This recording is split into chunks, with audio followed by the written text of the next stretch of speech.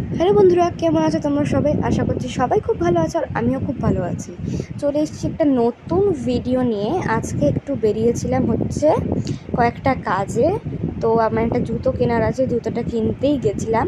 আর মায়ের গাড়ির ধোয়া পরীক্ষা করতে গেছিলাম।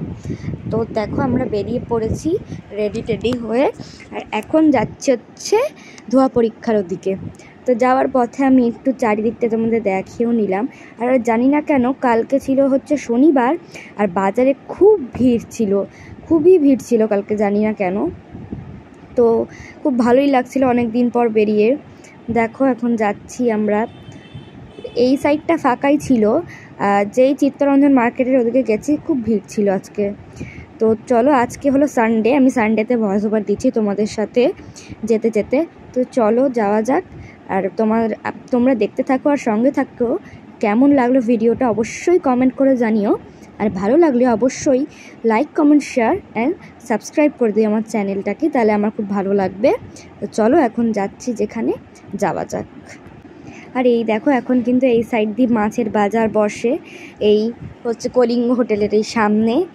তো দেখো এখন যাচ্ছি, আর আমার কিন্তু বেশ গাড়িতে বসে বসে যেতে ভালোই লাগে।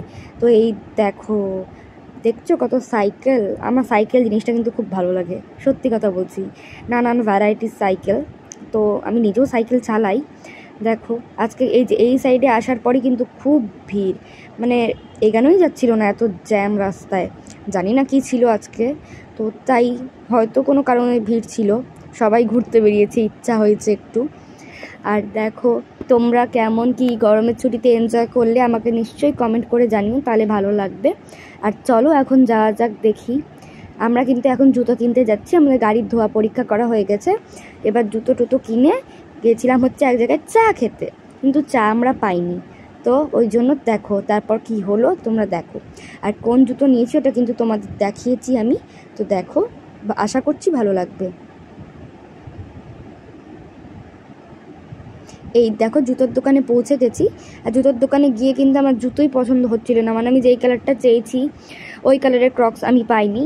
তো শেষ পর্যন্ত একটা স্কাই কালারের কিনেছি।